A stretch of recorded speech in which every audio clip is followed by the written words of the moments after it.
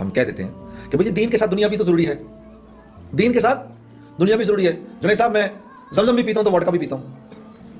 میں نے پوچھا بھی اس میں وڈکے میں زمزم ڈال کے تو نہیں پیتا کہیں تو کہ تھوڑی برکت آ جائے تیری وڈکا میں؟ میں مکے بھی جاتا ہوں جی، ویگس بھی جاتا ہوں. شاباش. میں نے کہا تیری بیوی نے کبھی تجھ سے کہا کہ میں تجھ سے بھی پیار کرتی ہوں، ساتھ والے سے بھی کرتی ہوں؟ دیکھو یار، ہاں کیوں بری لگی یہ بات؟ اللہ کے ساتھ تو کر رہے ہیں. ہاں یا اللہ تیرے ہیں، شیطان بھی راضی، اللہ بھی راضی. تو یہ سوچ ہم نے بدلنی ہے. اس بدقسمت سوچ کی وجہ یہ ہے اللہ سے تعلق کوئی نہیں ہے، اس سے محبت نہیں ہے.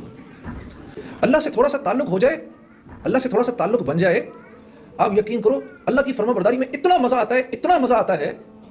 یہ جو اللہ کی نافرمانی کا جو مزہ ہے نا، یہ خارش، یہ وہ ہے جیسے خارش کا مزہ ہوتا ہے. ہاں کھجاتے رہو کھجاتے رہو کھجاتے رہو، خالی کاٹ دو گے. آپ یقین کرو حضرت امیر معاویہ رضی اللہ تعالی عنہ فرماتے ہیں کہ لوگوں کو معاف کر کے مجھے اتنا مزہ آتا تھا، مجھے اتنا مزہ آتا تھا لوگوں کو معاف کر کے کہ مجھے خدشہ ہوتا تھا کہ کہیں اللہ مجھ سے اس کا اجر ہی نہ چھین لے. ہاں ارے فرما برداری کا بہت مزہ ہے، اس کا ایک بڑا سرور ہے. یہ تو مجھے پتہ ہی نہیں، اللہ سے تعلق ہی نہیں.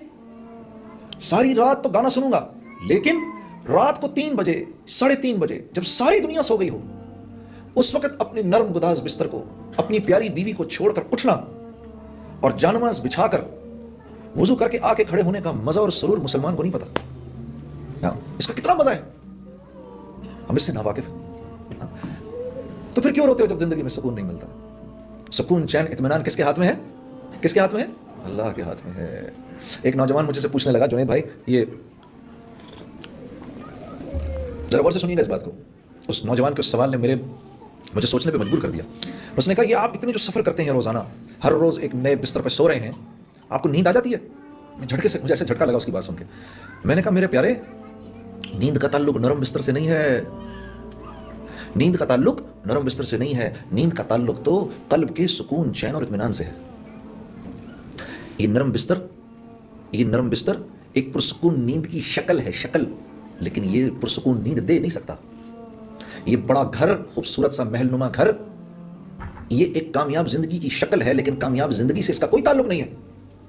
یہ بڑی سی گاڑی ایک کامیاب زندگی کی شکل ہے، لیکن کامیابی سے اس کا کوئی تعلق نہیں ہے. یہ مال ایک کامیاب زندگی کی شکل ہے، صرف کامیابی سے اس کا کوئی تعلق نہیں ہے. محنت سے مال نہیں ملتا، مال سے چیزیں نہیں آتی، چیزوں میں راحت نہیں ہے، راحت اللہ کے امر میں ہے. ہاں ایک باپ ہے، اس کے 10 بیٹے ہیں، 10 کے 10 فرما بردار ہیں، تو وہ اپنی جھوپڑی میں جنت کے اندر ہے. اور ایک آدمی ہے، اس کی ایک بیٹی ہے لیکن ناگن ہے، تو وہ محل کے اندر، دوزخ کے اندر ہے. یہ ٹورانٹو کا شہر ہے.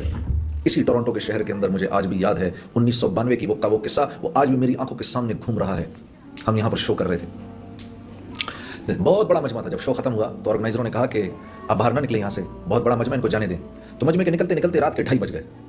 تو ہم جب یہاں سے باہر نکلے تو گاڑی کے اندر جا کے بیٹھنے لگے. ایک جوان لڑکی دوڑتی ہوئی آئی. میں نے آپ لوگوں کے ساتھ جانا ہے.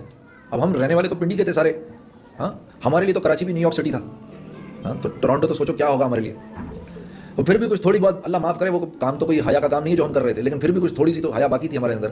ہم ایک دوسرے کی شکل دیکھنے لگے. اس لڑکی کو دیکھ کر ہم نے کہا تم نے کہاں جانا ہے ہمارے ساتھ؟ بھائی ہم تو اپنے ہوٹل جا رہے ہیں. کہتی ہے نہیں تم ہوٹل تک چلے جاؤ، مجھے ہوٹل تک لے جاؤ، پھر میں وہاں سے گھر چلی جاؤں گی. تو ہم نے کہا تو تمہارا باپ؟ کہتی ہے no don't worry about it, I just turned 18 a week ago. تو ہم نے کہا پھر کیا ہوا؟ ہمیں پتہ نہیں تھا 18 10 ہونے کا کیا مطلب ہے. ہم نے کہا پھر اس سے کیا فرق پڑتا ہے؟ کہا وہ کہنے لگی last week when I turned 18 I went to the night club, I came back at 4:30 in the morning, my father didn't open up the door, I just called the police, so there's no problem.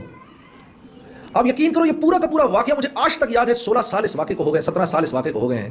اس لڑکی کی ایک ایک بات مجھے ابھی تک یاد ہے. اور میں صرف یہ سوچ رہا تھا، صرف اتنا سوچ رہا تھا کہ اگر میری بہن یہ کرے تو میرے باپ کا کیا حشر ہو. اور اب یہ سوچتا ہوں اگر میری بیٹی یہ کرے تو میرا کیا حشر ہو.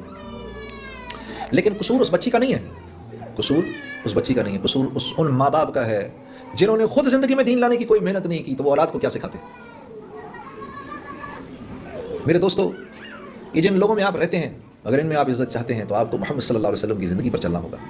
کیونکہ اللہ نے ہمارے نبی کو وہ زندگی دی، اور کہ اس میں اس زندگی کے اندر ایسے طریقے ہیں جو انسانوں کو مقناطیس کی طرح اپنی طرف کھینچتے ہیں. جتنی اس زندگی سے دوری ہوگی اتنی میرے دوستوں زندگی میں پریشانی ہوگی.